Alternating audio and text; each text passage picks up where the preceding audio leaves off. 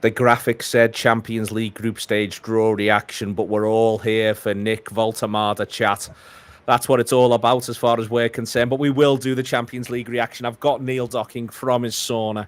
I'm in the corner of the Anfield Rap studio, all sort of cuddled away when the phone rang and went, do you know the Voltemada news? I said, do I know the Voltemada news? I make the Voltemada news is what I said. And this is where we find ourselves. Neil docking, first and foremost, it is worth saying Liverpool's Champions League draw is a tough one. It is a tough one. But you've got to fancy that Liverpool, buttressed by Alexander-Arnold, will be in great nick for it. Indeed. Yeah, my initial reaction was that's a tough draw. And when online, a lot of people seem to be taking it better than me. Talking about it being relatively easy, but I don't know, that's how it appeared to me at first glance. I did realise that we're not playing Real, Inter, then Atletico in the first 3 games. That's just the order they came That's out. just no. So what they do is the way they draw the pot 1-1s first, and then it goes from there, and it moves itself along. So I'm aware that for some people this may be breaking. So we'll do it this way around. So as the pot 1 teams are Real Madrid at home and Inter Milan away. That's quite tough. And it's a little bit annoying, Neil, in that we played into Real Madrid at home last season. But even putting the Trent stuff to one side, I am just a little bit like, quite like new teams. Yeah, I mean, I've got no love for Real Madrid. I can't stand them, to be honest. And I can't really be bothered with the reunion with Trent. I can't be bothered with the hand-wringing that will accompany all the articles from my colleagues in the media. Taboo or not taboo, all that nonsense. It's just a game Reds have got to win. Taboo or not taboo, by the way, reminds me of a night out in Concert Square in 2001. Absolutely. But yeah, it was just a game to win. They're not the Madrid they were. We know that. We beat them at Anfield last season. We can do it again. It's just an awkward fixture and a tricky fixture, depending on where it falls. And I think Inter Milan are fascinating to me as well, Neil, where, you know, they were very miserable in the Swiss system last season. And they sort of misery guts their way all the way through to the semi-final. Then they became unspeakably exciting. Then they got walloped. So that was their turn of events as it went all the way through. Yeah, and then obviously a new manager coming in, you know, to go all the way to the Champions League final and then for your manager to disappear to Saudi. Christian Chibu's coming. They're obviously a solid outfit. It's questionably the hardest game for us, going out to Italy to face Inter. And yeah, tough fixture in prospect. But we saw last year you don't have to be perfect in this stage, in this phase. We almost were. And the irony being that the points we dropped right at the end were the ones that meant we ended up facing PSG, sorry. And a reunion with PSV to come. Yeah, we'll keep moving through for you here on the fixtures. They were the pot 1 teams, pot 2 teams. Atletico Madrid at home, Eintracht Frankfurt away. Listen, Eintracht Frankfurt, they're actually a bit of a smart European outfit. The reason why they're in pot 2, Neil, is they've done well in Europe in recent seasons. They've got that sort of those points up in terms of the coefficient. Atletico Madrid, I think you can have a sense of, you know, what you're getting, but I also think that they were trying to manage their way through these fixtures last season as well. So they may not be the full horrible selves at this point, Atletico Madrid. You know that you're going to be in a game when you face them.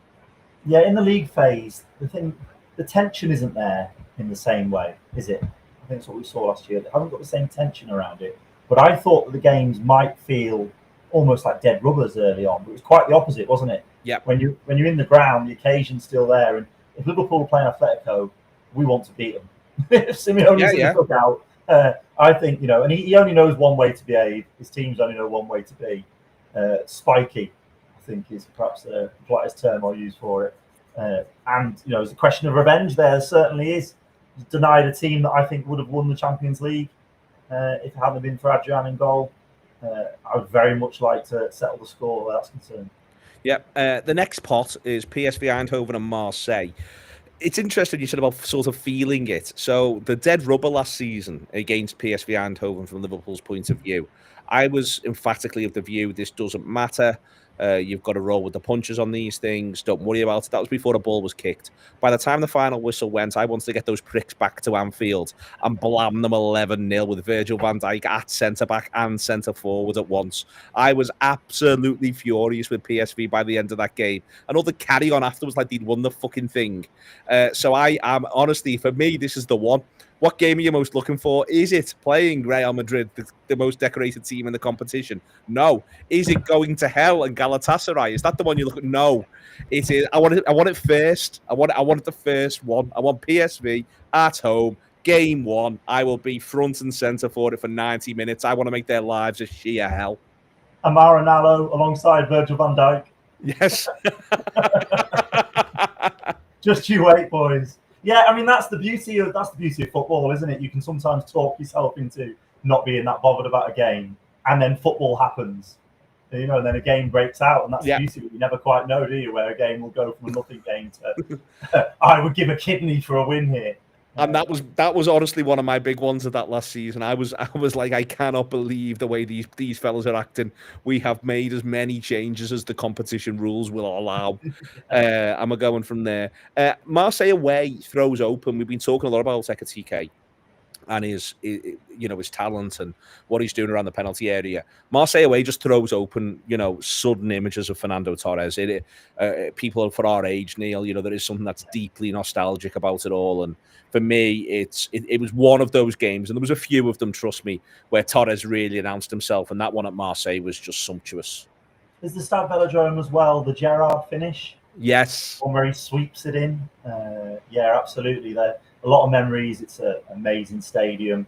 De Zerbi in charge, a manager who always gives you something to think about. Very difficult opposition, weren't they, Brighton? Yep, no, he'll have a lot going on, and then the pot 4 teams are Karabag at home and Galatasaray away. Karabag home, Galatasaray away. It is, Galatasaray comes with Karabag have got to come to us. They've got to do the travel, but it'll be the biggest game in some of those players' lives. Let's be clear about this. Galatasaray away comes with all of those sort of images from down the years, and the idea of the Reds maybe getting to go to Istanbul as well. A fair few people might fancy that one, I think. Yeah, well, we are of a certain vintage. I'm prepared to admit, welcome to hell banners immediately come into mind, don't they? And the famous Manchester United getting a good rollicking over there. So yeah, it's a daunting trip. I think Victor Osimhen is still there after all the speculation this summer. Is it what like he's saying at the moment? So he's deadly. They're another team at home, can always upset you, and have upset us in the past. Wasn't there a year where we had to go get a result there and struggled, and it ended up having quite dire ramifications, a draw perhaps? Yeah, it was a funny one. We got the draw in the end, and we were struggling, but we got the draw, and it helped us. It was when there was the 2 group stages, and it's Heskey who fires home for the equaliser. Yari Lippmann plays the best 1-yard pass you've ever seen in your life, because they all go to close down Yari, and he just passes to Emil Heskey, who's next to him, and just sweeps it home. And in the back of the net, and Liverpool managed to get out with a point, and that really helped. That was the year when Houllier wasn't well. The Roma game was to come, and it helped Liverpool get through that second group phase. Yeah, and then Karabag. I was trying to think whether we played them before. Our head-to-head history. I don't think we have. No, and I always think that's fairly unique. In the incredible European heritage of this football club. And Karabags. And carrier bags to come in a week where a man most famous for his carrier bag is no longer with us. Perhaps not most famous for it, but certainly one of his characteristics. But anyway, moving swiftly on. I love playing a new team. I love the fact that you mentioned earlier a side that comes to Anfield and it's the greatest night of their lives. Yep. And they're all massively up for it. And again, that's what European football's all about. It's what we want. So that's us. I wonder, listen, the funny thing about this draw is that you don't really get to weigh the ramifications of it. You get to go, well, they're difficult opposition. We can go through other English sides and who they've ended up with. And by the time you've done that, you've almost gone through everyone because of the way in which it works. But the funny thing is you don't get the ramifications of it. You don't get the rhythm of it until Saturday. Until we get the actual run of games, the order of games. There's a fighting chance Real Madrid could be game 8. And then from there, it might be that it's that Liverpool and Real Madrid are both safely ensconced. It might be that, you're not going to know. Game 3, Game 4, Game 5, there's likely to be a lot of weight on those games. You want to get a result. That was when we played Real Madrid and Leverkusen last season. But it really is about when they fall, what league games are they around. But what I would say is I think it is a reminder. Liverpool have got to fulfill these 8 fixtures. And we're going to talk about Nick Voltemada in a minute. But one of the things that, for me, it just reminds you of is you just need lots of good footballers to be able to do all of this. You're going to have to be getting results in the Premier League. And at the same time, you've got to win, I'd venture, 5 of those 8. if you want to get through and not play 2 games in February. It didn't do PSG any harm last season, but then their league is relatively straightforward in comparison to ours. You know, if you want to get in there, it'll be if you win 5 and draw 3, you'll probably be absolutely fine to get through. But you've got to fulfill these fixtures, and you've got to play good sides to do it. Yeah, 5 of the 8 is the number I'd come to as well, which is why I was panicking when I mistakenly thought we were playing Real into Atletico first, with a lot of pressure on the final 5. I was panicking until I realised my mistake. But it's interesting. You mentioned then the knock-on effect on Premier League is also like firmly in my mind. We saw last season, you know, we played Madrid and then City. Match of days, and that's when your squad is really tested. And that's when last season, when we had 5 first team attacking options plus Chiesa that were able to call on from the bench, the difference it made, that was so critical to us winning the title. I've seen you go into bat on this point on X over the last 24 hours. You need these options from the bench, and you need options that you're willing to start either on a Wednesday night or on the following weekend. And does Chiesa fall into that category when sometimes struggles to play more than 20 minutes? Can he do the hard yards running over 90? That's why we need to get another forward through the door, and that's why we need some dominoes to fall into place. Yeah, Nick Voltemada's Newcastle United, Neil, they've got some interesting games as well through this. So it'll be a pleasure to watch Voltemada line up against Barcelona at St. James's Park, his beloved St. James's Park. And then Voltemada lead the Black and White Army into Paris for Paris Saint-Germain away. I fancy Voltemada be bagging at Benfica at the Stadium of Light. He's that sort of player. He's got experience of dealing with Bayer Leverkusen away, which is another reason why you'd be eager to get him over the line if you were Newcastle United. And then they've also got PSV at home, where Voltemada, I think, will be in the position by the time that fixture comes around to be adding to the idea that he is Europe's leading marksman. Atletico Bilbao at home, and they also go away to Marseille as well and Union Saint-Gilloise. So he'll be able to be sort of compared to someone effective as Alexander-Isak, who he's coming in to improve upon and not just replace from Newcastle United's point of view. So it's a big task for Voltemada, but I think he's up to it, Neil. What's your view? Well, I mean, surely Nick Voltemada is coming in to play alongside Alexander-Isak. That's the only conclusion I can come to. Is that the only conclusion you can come to? That he's coming in to cover Alexander-Isak, a player of Voltemada's profile, height, general attractiveness? Surely Eddie Howe plans to play them together. I'm sure Luke Edwards will be setting out that theory as we speak. That he's just going to line up with the two of them, bold as brass, away at Paris Saint-Germain. That's where they're going to be. That's what it's going to be about. My question is, would you rather Alexander-Isak was on his way to Anfield, or as a man with a love of height, 6'6", Nick Voltemada was arriving? Voltemada's got to prove, he's got to earn his straps as far as I'm concerned. I think that if he proves himself at Newcastle, then in 2 seasons' time, maybe he will be lucky enough to come and play alongside Alexander-Isak and do the business for the Reds. Maybe that is, and I think it's important that everyone can see that pathway exists. And I think it'll help Newcastle be able to continually replace the excellent, the excellent footballers that they get if they show that there is a pathway once you leave Newcastle to go on and compete at the highest level. But Voltemada is going to get to play against the European champions if he makes this move for the Geordie boys, who are making all the noise and where on Monday night. And, when you're able to play with footballers as robust as Joe Linton, as robust as Sandro Tonali, as robust as Fabian Schär, then you're in a position to be able to really sort of show yourself as a physical proposition. So Voltemada can do that. And from there, Neil, he can live his dreams and maybe we can live ours. Absolutely. It could all be falling into place. He's a really talented player. He's the sort of player that you think Newcastle should have been doing the groundwork, months ago to try and line up a deal. I think there was a lot of talk he was going to Bayern at one stage. There was. And then it emerged that Bayern, I think Vincent Kompany had been having secret video calls with him, secret late night chats, and I don't think Stuttgart were best impressed. Kept increasing the price and essentially trying to price him out of Bayern's clutches. So it's nice to see Bayern get a bloodied nose again. Volta Messi, I think, is the nickname he earned, isn't it? Hat-trick against Germany. Hat-trick for Germany against Spain, the under-21s back in March. He's exactly the sort of player Newcastle should be signing. And I love the fact that he literally unlocks as I've read repeatedly, unlocks the Alexander-Isak deal. He unlocks it. The cage door be opened, and Isak can finally be free to live out his dreams of playing for England's most successful football club. I mean, it is the idea of playing for England's most successful football club that must be genuinely exciting, Alexander-Isak. But also the idea, Neil, of genuinely being able to challenge this. You know, as I say, it's a funny draw, really, because it almost feels like it happens in two stages. You get the teams tonight, you get when you're playing them on Saturday. But for me, what this season is about, and this is why I understand that there's a lot of love for a variety of reasons for Federico Chiesa. I understand there's a lot of excitement around Rio. I genuinely do understand it. But what I want Liverpool to go for this season, I want to be clear, it's not a failure if they don't manage to win both of them. But I want to feel like Liverpool are pushing to win both of the big two. And, you know, being serious about this is, you get to see today what the first hurdle of all of this is. To win both of the big two. And we come close to it last season. I know it only is the last 16, but we are put out by the team that eventually win it on penalties.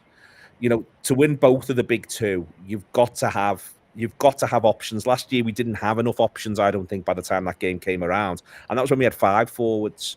It's important, isn't it, that you need genuine quality and you also need to have genuine depth.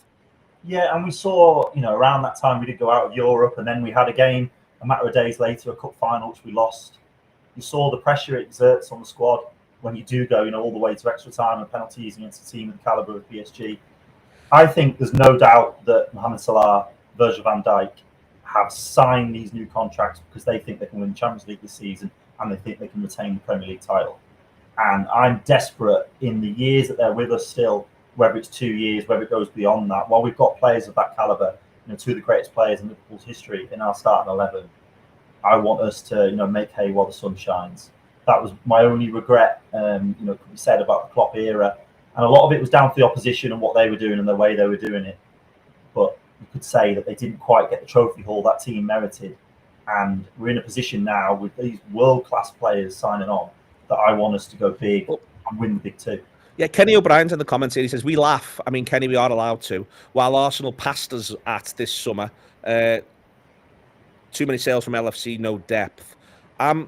I think if I say I genuinely sort of think he's got a point. I mean, right now, as we sort of sit here and record this, I think it's a perfectly valid. I'm looking at Sunday's game. I'm doing build-up shows for Sunday's game, and I'm saying they've got more strength. They've got more bench options than us on 60 minutes.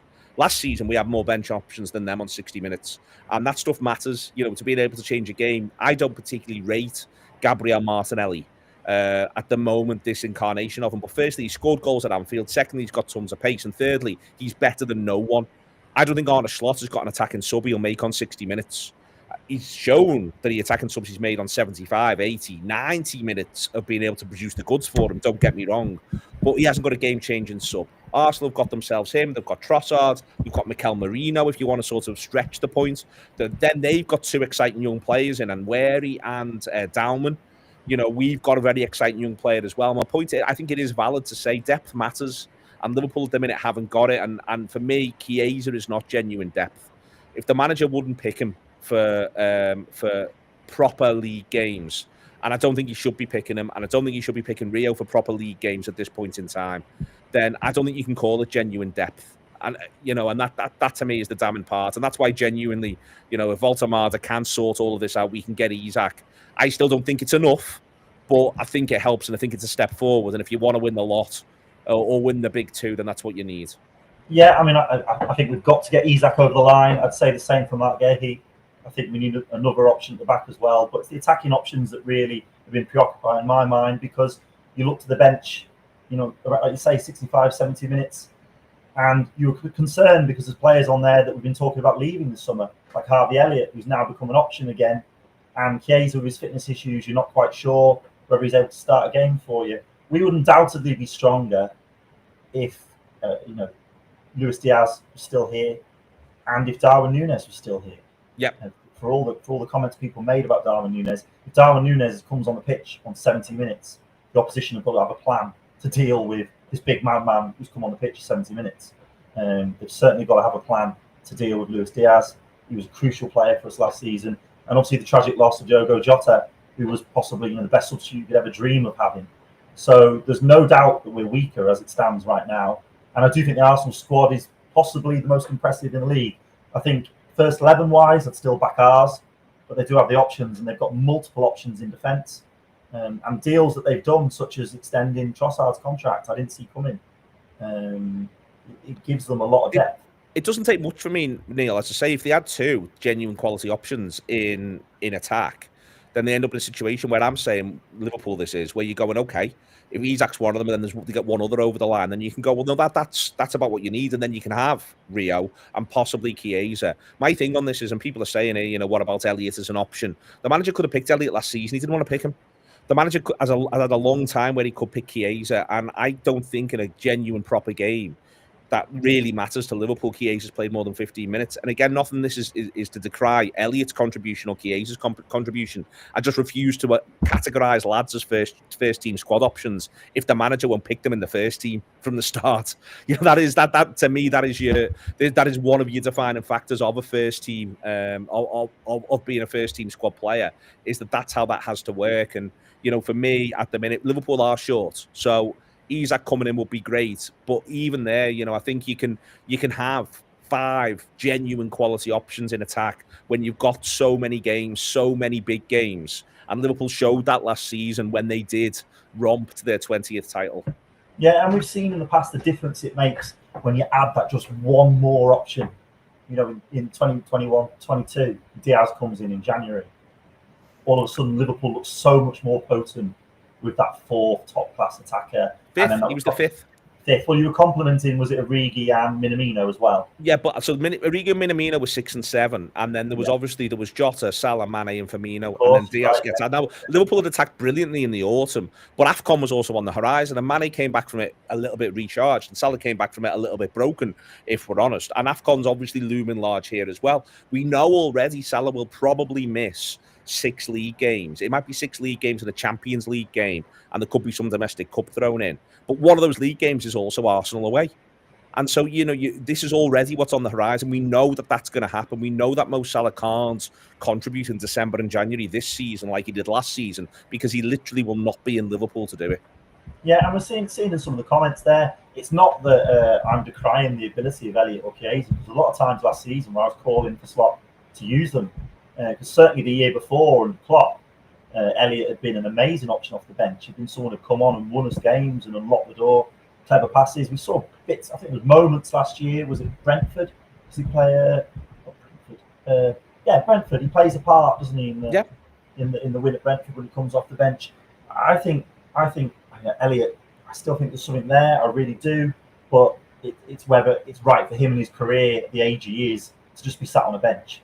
And so, but bottom line is, it doesn't matter what I think or what you think. If Arne Slot isn't convinced about starting him in games and using him regularly, then we need to get an option in that he is. And the same goes for Federico Chiesa. There was time after time last season where I wanted to see him used, and also Darwin Núñez. It's got to be said.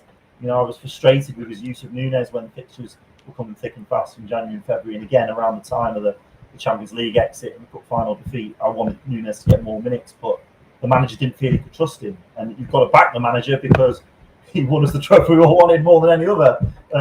But he obviously wants more additions. There's enough time left to get at least 2 in the door, and then if it is just 2 for now, then I think work starts on January. Certainly, work will start for me talking about January transfers. The moment that September 1st comes, what they're doing in January will be the first we'll be saying the following morning. But yeah, 2 minimum, 3 I think would be a dream. It's what can take this transfer window from a potential 7 out of 10 to a 9, 9.5, and make you think the Reds are equipped here to win the lot. Yeah, no, I think that is, and that's what this is all about. So you got this draw, let's also run through the names again. It does feel as though Liverpool, there is a pathway here to 5 wins, maybe even more. We beat Madrid at home last season. Inter away are a funny proposition at the minute. We beat Atletico Madrid home and away 21-22, albeit some time ago. Eintracht Frankfurt are a good European side, but they've obviously lost a couple of players recently. We know that as much as anyone. PSV Eindhoven, we'd have beaten away from home last season with our first 11. Marseille will be a dead interesting game, as Neil's pointed out, about the fact that they've got De Zerbi, and I think De Zerbi will love the fact that he's got Liverpool coming up. Karabag at home. Galatasaray away with the big man up front for Galatasaray, but it is about getting those 5 wins, and we'll see when the games fall. But it's not just getting the 5 wins; it's getting the 5 wins whilst ensuring you're still going at 90 points, 90-point plus pace in the Premier League at the same time. Yeah, it's managing the squad, isn't it? And we've already seen, although it can't really be planned for, a couple of injuries and the knock-on effect with Bradley and Frimpong, and then the issues that then causes where Szoboszlai has to play out on the flank. You're then forced to maybe select McAllister when maybe not fully fit. Is an issue at the moment for the manager. You've got to juggle these things, haven't you? And over the course of a season, it's how well you juggle and handle these injuries. I don't want to start crying about injuries before they've even begun. I don't want to cry about the options in the squad. It's not Arsenal fan TV. I'm not going to moan and blame the injury gods for being against us. You've just got to roll with the punches. And the past few years, Jurgen Klopp, his final season, he wasn't dealt the best of hands. He certainly wasn't when it came to injuries, how it impacted on the title challenge. Last year, Slot was fortunate, but then some of that fortunate, I'm sure, being fortunate was a result of his methods and the training and the steps they took to try and look after players and maximise what they can bring for us. I think that we do have to be careful with some players. Salah is one of them. I don't think we can just play him for 90 minutes every week, every game. Midweek, weekend, no matter what the man himself might want. Personally, we've got to be careful with how we use the squad. We've got to be strategic, and that's why these options for Slot are imperative. Indeed. Thank you very much for Neil jumping on this big Thursday night. All go. If you want more on the Anfield Wrap, I get the impression it might be a very big day tomorrow. It's the AnfieldWrap.com/subscribe to subscribe. We will have the Friday night out tomorrow for free. And Tour Unwrapped was out today for free as well, if you want to check that out and go from there. But yes, the app, you can download that from all the obvious places, and there'll be obviously post-match reaction to all of these European games that we're talking about, plus Arsenal at the weekend, plus every single time that we'll play a football match, that'll be there as well. All the transfer stuff that you need. They've actually done the set in there for Gutter tomorrow morning, because I think, ladies and gentlemen, it may well be a big one, the one that we've all been waiting for, and shifting along from there. But in the meantime, thank you very much to Andy Heaton for producing, Neil Docking for this, you for your comments all the way through. Up the Reds. We are hopefully on the march.